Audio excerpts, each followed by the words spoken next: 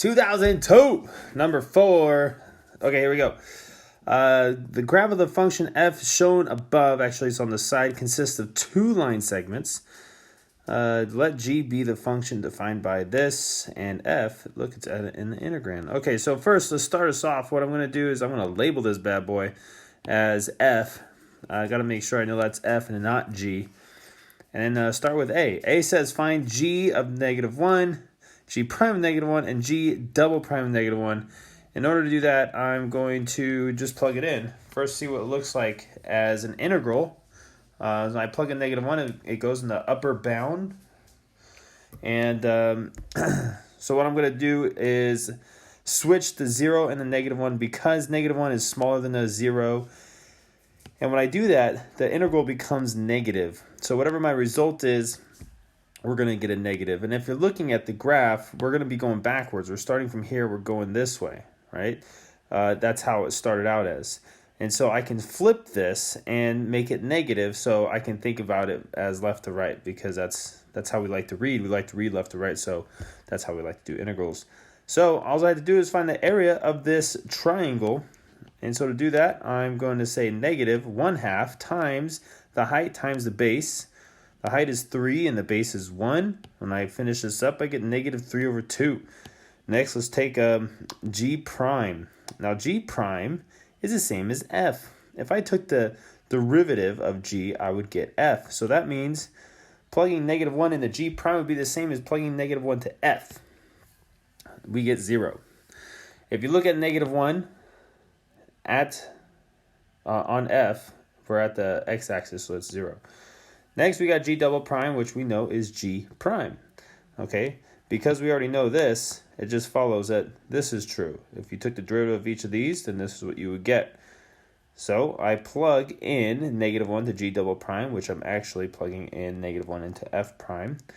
And that is saying, what is the slope of f at -1? So what is a slope right there? In order to find the slope, because it's a linear a segment right here, I can just take this point and the top point, which is 0, 3, and find the slope of that. So what I do is I subtract the y values, which is 3 and -3 on the top, and then I subtract the x values on the bottom, 0 and -2. And this is what I get. I get 6/2, which simplifies down to 3. And we're done with letter A. Now let's check out B. B says, for what values of x in the open interval from -2 to 2 is g increasing? Explain your reasoning. Now, if we want to know where g was increasing, we just need to know what g prime is.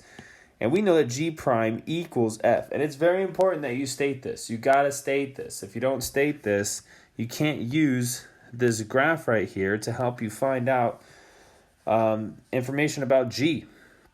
So since we know that g prime equals f, I'm going to go ahead and make myself a little sign line graph because it makes it easier to talk about. Okay, I put my -1 in the 1 there because that's where f equals 0. And if f equals 0 there, then that means those are critical values for g prime. So we have a critical value at -1 and at 0.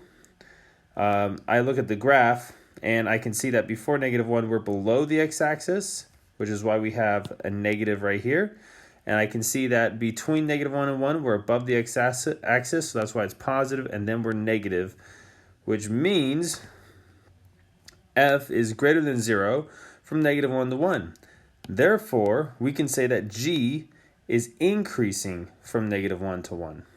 And that's it for that one. Next, let's look at C. Now for C, it says, for what values of x in the open interval from -2 to 2 is the graph of g concave down? Now if we want to know concavity, then we must know the second derivative. The second derivative of g is the same as f prime, so that means the slope of f right here, because that's what f prime is the slope of f. The slope tells me if g double prime is positive or negative. So I'm going to go ahead and just state simply that g prime is negative on this interval from 0 to 2. So I say f prime is less than 0 from 0 to 2.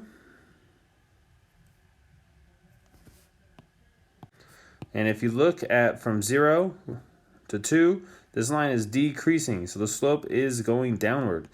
Therefore, we can say G is concaving down from 0 to 2. And that's it. C is done. Now, lastly, D. Now, D has us doing the most work. It says on the axis provided, which I don't see right here. So maybe on the actual exam, they gave you axes for this. Sketch the graph of G on the closed interval from -2 to 2. So my thought was, I want to do this double sine line graph. And actually, guys, I lost a point here because, well, I'll show you in a second how I lost the point on this one.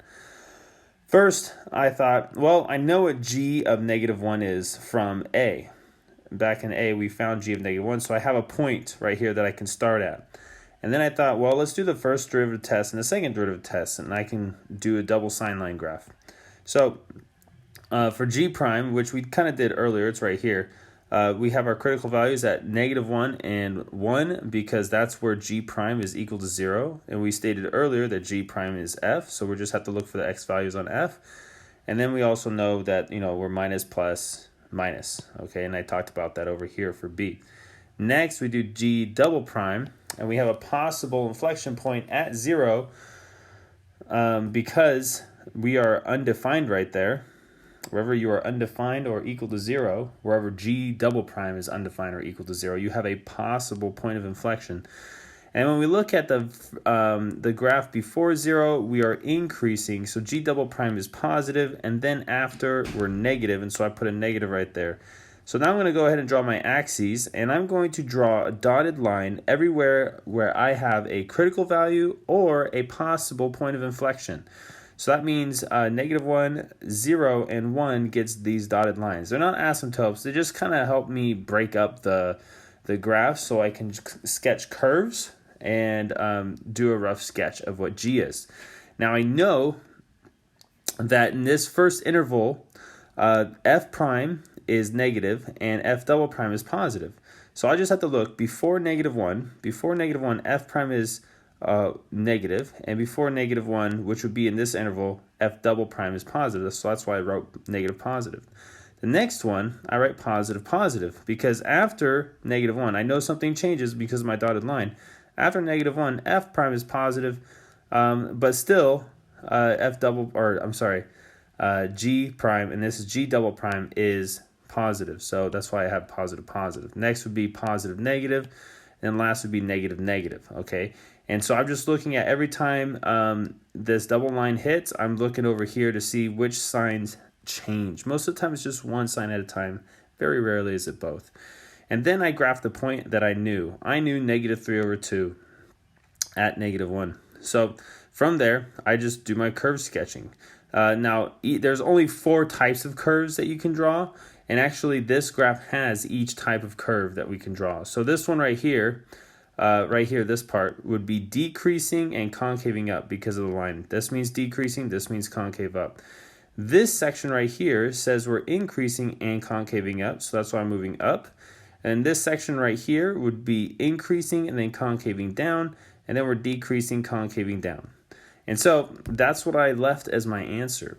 Now I double checked the solutions just to make sure I didn't do anything stupid, and I lost the point on D, and this is why. In the points, they have the X-Intercepts for G. Now, in order to find the X-Intercepts for G, you would have to know that first of all, we're starting at 0. Here, let's use blue.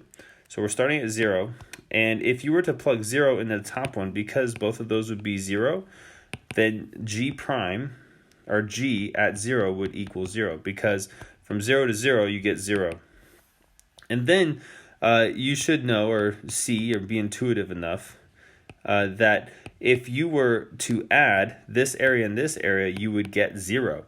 So if we went from G, or if we plugged in -2 to G, we would go from 0 to -2, and I would be going this way. And you would add this area and this area together, and because they're opposite areas, you would get 0.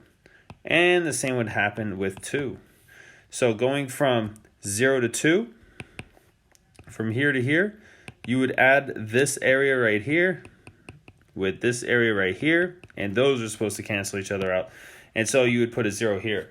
So knowing these, I mean, being able to see this graph, knowing this, you should be able to easily find the x-intercepts. I didn't, so I would have lost this point. And so I should have put a point right here, and right here, which would have only changed my graph a little bit. I would have had to just connect it right there. So I lost the point, but I still probably would have gotten a 5 on the AP exam because I only lost 1 point. So I hope that helped, guys. And then we have the scoring guide if you wanted to see where all the points go.